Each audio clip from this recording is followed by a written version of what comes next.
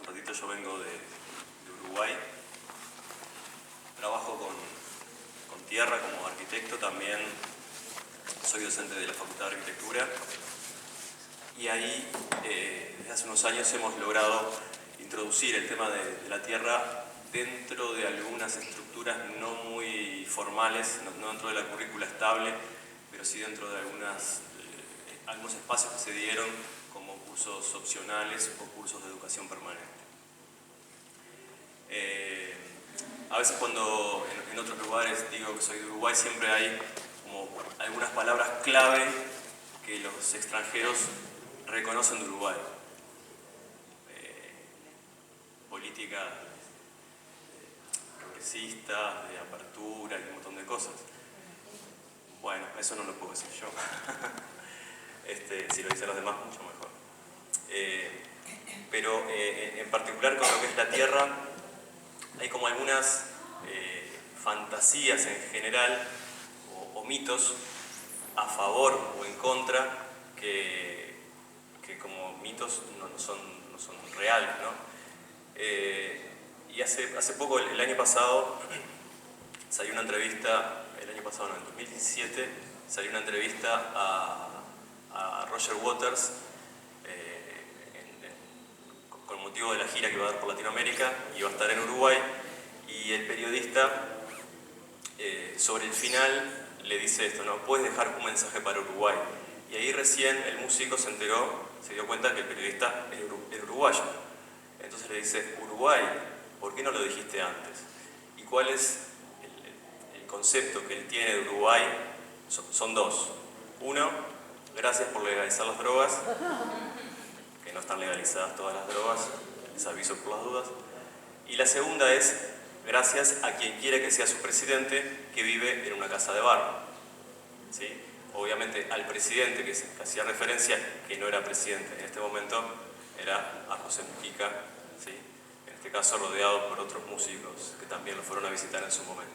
Pero entonces, ¿cómo esa cuestión de una forma de vida austera y que recorrió el mundo, en este caso lo asocia con, gracias a su presidente que vive en una casa de barro, que en realidad Mujica no vive en una casa de barro, sino que vive en una casa de bloques, en una chacra en el oeste de Montevideo. Pero ahí tenemos como ciertas cuestiones que hacen al mito o a las creencias en torno a este tipo de construcciones. Hace unos años, junto con Ariel González, que es una de las personas que está organizando este encuentro, estuvimos trabajando con él y con Rosario Echevarne de Uruguay, es arquitecta y es profesora también de la facultad, en un proyecto que se llamó Proyecto Bilateral, elaboración de un programa regional de formación en técnicas de bioconstrucción. Y lo que buscaba era introducir dentro de las currículas de las universidades cursos de formación en tierra y tratar de llegar como en tres niveles. Lo que es el usuario, quien pueda encargar, quien pueda hacer el encargo de una construcción con tierra, quién es el que diseña profesionalmente y que es responsable técnico por eso, y quién construye, quién es la mano de obra que va a poder ejecutar esa obra que se diseñó. Entonces habíamos trabajado en forma bilateral y habíamos planteado algo de esto, que en realidad estamos dentro de una región donde no es Uruguay, Argentina, Brasil, Paraguay, sino que estamos en una región donde hay similitudes que tienen que ver con la cultura, con el paisaje, con la música, con el idioma. A pesar de estar ahí en el sur de Brasil, podemos entendernos y hacernos entender entre estos dos países, en estas dos regiones, por lo menos que hablamos español y portugués de una manera bastante similar. Pero no estamos hablando de un país, sino estamos hablando de regiones. Y también hay un límite por ahí en zonas sísmicas, donde estos lugares, disculpen si me equivoco, si alguna zona de acá de Argentina está dentro de esta mancha, es sísmica, pero en general en este mapa el tema sísmico no es una de las contras a la hora de hablar de construcción con tierra. El año pasado, en Maldonado, en el este de Uruguay, organizamos un encuentro que se llamó Encuentro de Construcción con Tierra, en el que participaron 100 y algo de personas, entre ellos Laura estuvo ahí también. no fue un evento académico, fue un evento donde se invitó a gente que estaba haciendo cosas reales a exponer su experiencia. Y acá, sin ser 3 charlas específicas que eran más técnicas, el resto fueron constructores, autoconstructores, que mostraban en 15 minutos en algunas imágenes lo que estaban haciendo. Y eso funcionó como una apertura bastante grande. Por un lado, los asistentes que no estaban acostumbrados a un ámbito universitario reconocieron como esa posibilidad de estar en una situación más académica, entre comillas, donde sintieron apertura hacia lo que estaba pasando afuera y viceversa, ¿no? De poder tener en un ámbito más formal actividades que a veces están asociadas a algo no tan formal o tan científico. Lo que se destacó fue ese intercambio, esa posibilidad de conocer y conocerse, y de ahí salieron dos preguntas o 2 temas grandes que son las 2 preguntas que vamos a tener al final, pero lo quería tomar como referencia. En Uruguay, desde hace 30 o 40 años más o menos, al igual que en otras partes del mundo, la construcción con tierra comenzó lentamente y después fue en forma exponencial, aumentando la cantidad de ejemplos y la cantidad de gente que está trabajando y dedicándose a esto. Entonces, para este trabajo que se hizo en 2015, hicimos un relevamiento, una encuesta. No son todas las que están acá, probablemente sean más, pero lo que pudimos registrar es más de 160 construcciones hechas entre el año 88 y el 2015, donde las que están destinadas a vivienda permanente son más del 50%. Hay mucha vivienda de temporada, sobre todo en el este del país, por acá, pero también ese porcentaje de vivienda permanente es bastante significativo. El modo de construcción de estas construcciones, valga la redundancia, hay un 70% que está hecho con mano de obra que está contratada para hacer eso como forma de vida, encaran este trabajo, pero el 30% está hecho por autoconstrucción, ¿sí? Y después en la distribución del territorio, obviamente la zona sur del Uruguay es la que está más poblada y también coincide con la que tiene más ejemplos de construcción con tierra, pero Salto, en el norte del país, tiene un porcentaje interesante y es producto de la intervención de la universidad entre los años 89, 90 hasta el 2000 y algo, donde hubo mucha investigación y hubo mucha construcción también en esos años en Salto. Es un poco la situación actual de Uruguay. Y el salto importante fue, por acá lo pueden ver en esta grafiquita, en el año 2000.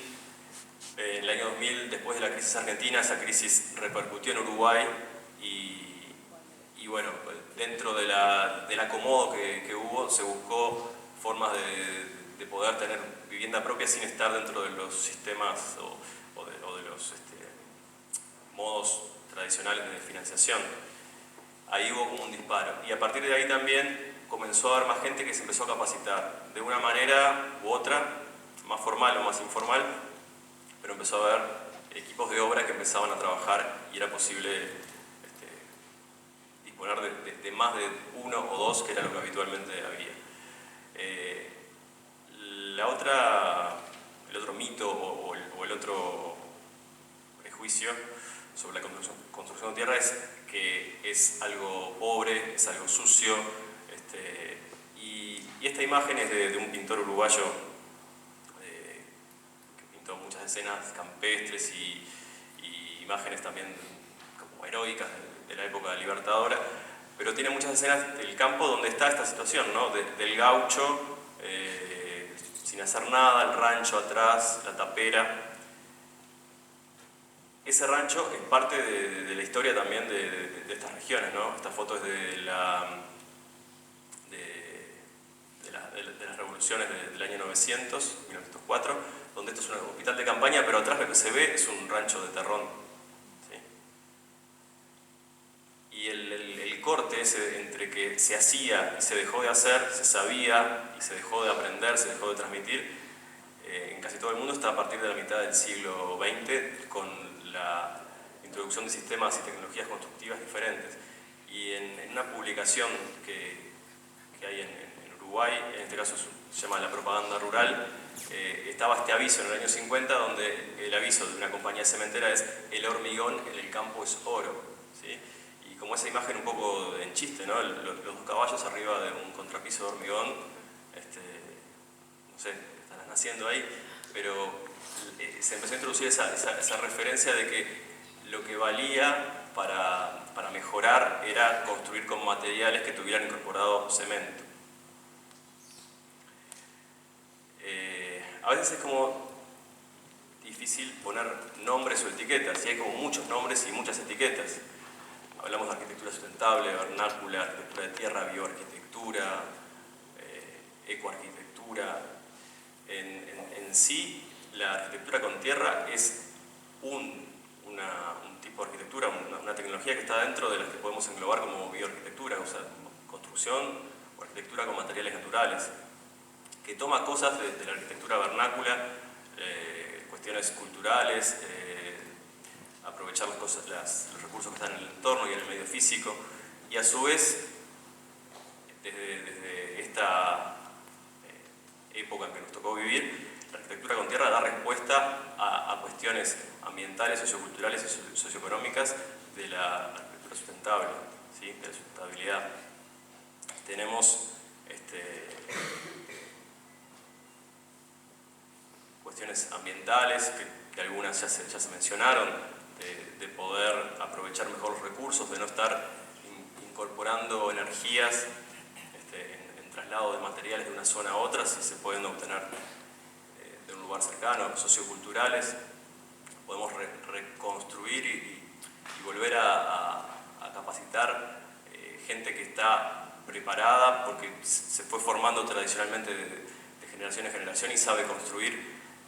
Se puede rescatar un saber intangible que puede haber en la comunidad, y el socioeconómico, porque los recursos que se utilizan son menores. Pero también ahí hay otro mito. A veces se piensa, si construyo con la tierra que tengo en el lugar, lo que construyo es gratis, no tengo que gastar nada, y eso tampoco es verdad, ¿sí? Porque la tierra que estoy utilizando la estaré utilizando para los cerramientos, pero después lo que es la cimentación requeriré de otro tipo de materiales.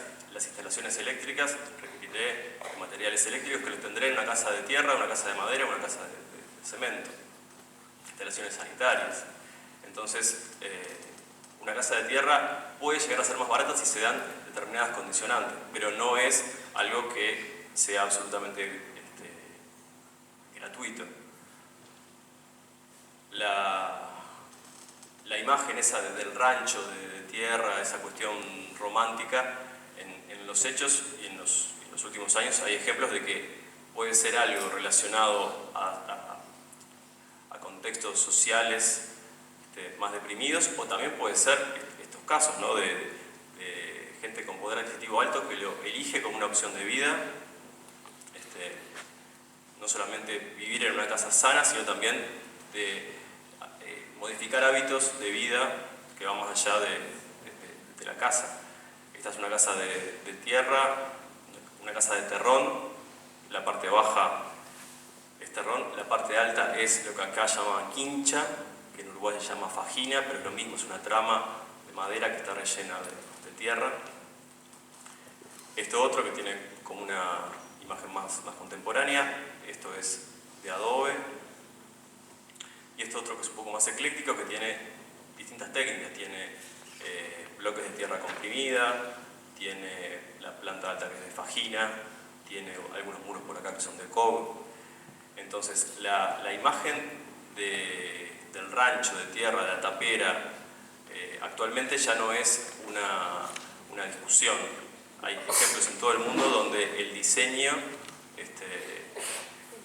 incorporó las cosas buenas, las cuestiones térmicas, el beneficio térmico, hidrotérmico sobre todo, y minimizó los aspectos más, lo que eran desventajas. No levantar un muro desde el suelo, sino colocar un zócalo para evitar, ya lo decía Laura, temas de humedad, generar aleros o generar protecciones. Por ejemplo, esta casa de acá lado sur estaba previsto colocar una chapa para proteger ese muro del agua ante la ausencia de alero. De este lado hay un alero que da al norte. Dije, estaba previsto porque estaba previsto y después los propietarios decidieron no colocar la chapa.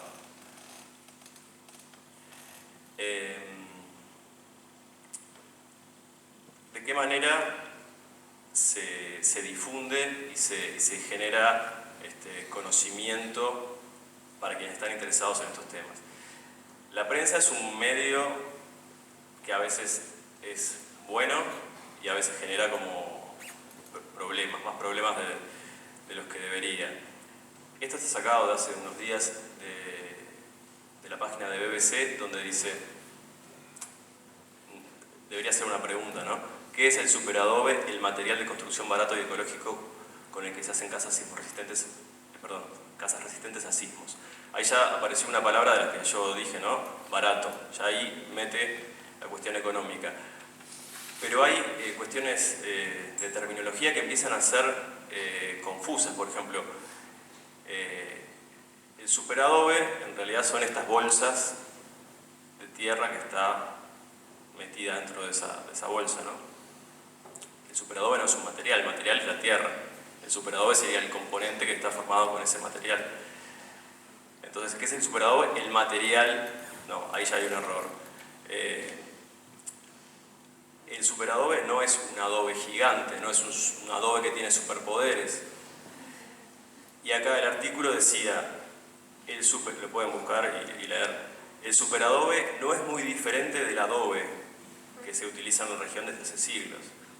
El adobe utiliza tierra en estado plástico que se moldea, se deja secar y se coloca como un mampuesto. Esto no es un mampuesto, ni utiliza tierra en estado plástico, ni se deja secar, sino que se mete en la bolsa y se va formando. Entonces hay cuestiones que se dan desde la prensa, desde internet, y muchas veces internet es el primer camino, el primer punto de referencia donde la gente empieza como a estudiar o a formarse. Entonces tenemos ahí como una cuestión a mejorar, y es una de las preguntas que vamos a ver ahora sobre el final. En cuanto a la formación profesional, les decía que en la Facultad de Arquitectura desde el 2003 estamos generando cursos. Elena Gallardo ayer estuvo hablando sobre eso en una de las instancias de presentación de proyectos. Estamos generando cursos de formación para estudiantes avanzados y para arquitectos. Son cursos cortos dentro de la estructura que nos permite la facultad, pero también este curso y esta modalidad surgió de ese proyecto que yo les decía del 2009, que trabajamos con Ariel González y con Rosario Echevarne. Y también de ese proyecto surgió la formación de un curso técnico en lo que se llama Universidad del Trabajo del Uruguay, que es un espacio de formación que no es terciaria, pero que es formación de mano de obra técnica, y que es como esa otra pata, ¿no? El usuario, por un lado, de qué manera se acerca a estas cosas, de qué manera se forma y empieza a conocer un poco más en detalle y tratar de dilucidar qué información es la verdadera, qué es la información que es válida y cuál no. La pata profesional de formación de quien va a diseñar y lo que decía recién de la Universidad Tecnológica del Uruguay como formador de mano de obra. Todo esto no es lineal, ni es fácil, ni está aceitado. Siempre es, muchas veces, comenzar desde cero, tanto en la facultad como en la Universidad Tecnológica del Uruguay. Muchas veces es comenzar sobre cero, y cuando las personas que están llevando a cabo esos impulsos dejan de estar, eso también cae. Creo que no debe ser muy distinto de lo que puede pasar por acá también en algunos casos. Y para terminar, esto fue un curso de verano que se hizo en Montevideo ahora en los meses de febrero y marzo. Fue un curso con estudiantes y con vecinos de una zona de Montevideo que está al oeste. Es un parque que se llama Parque Público de Punta Yeguas, donde está gestionado conjuntamente por la Intendencia de Montevideo, vecinos y organizaciones sociales. Lo que se quiere hacer acá es un salón de uso múltiple con técnicas de construcción con tierra, y el curso que se hizo fue para generar un anteproyecto de ese salón. Además de ese anteproyecto se hizo este prototipo, que es como un lugar de llegada al parque donde va a haber información, y se hizo con estudiantes y con vecinos en 4 o 5 semanas, perdón, 5 o 6 semanas, donde se probaron 4 paneles distintos, 2 utilizando madera y los 2 del medio utilizando tierra, ¿sí? Todo lo que está acá se construyó durante el curso y fue una instancia de aprendizaje, de trabajar en forma conjunta estudiantes y vecinos, gente que tiene una formación académica y gente que no. Había mucha gente del barrio que sabía construir con tierra, y también fue como un intercambio con estudiantes que capaz que tenían el conocimiento teórico pero no las instancias prácticas para poder desarrollarse. Y las preguntas que yo tengo como a modo de conclusión, más que certezas, tengo preguntas. ¿De qué manera se presenta y se difunde el saber y el hacer de la construcción con tierra? ¿Es siempre algo anecdótico? ¿Es siempre lo raro? ¿Es siempre lo alternativo? ¿Cuáles son los canales de difusión? ¿Cómo verificamos la validez de esa información? ¿Y cómo se transforma esa información en conocimiento? ¿Cómo logramos salir de la saturación y poder dilucidar dónde hay información válida? Y la segunda pregunta, pensando en lo de la formación, la construcción y la autoconstrucción, ¿cómo se debe generar el trabajo conjunto entre profesionales de la arquitectura con tierra, constructores y autoconstructores con tierra? Pero otra pregunta, ¿se debe generar el trabajo conjunto? ¿Hay lugar para ello? ¿Hay competencia? ¿Hay límites? ¿Hay complementos? Estas 2 preguntas son las que surgieron de discusiones que se dieron durante el encuentro que les comentaba del año pasado en Maldonado. Y me parecía bueno traerlos, ponerlos sobre la mesa, y si sirve como un insumo para la discusión, es bienvenido. Bueno, muchas gracias.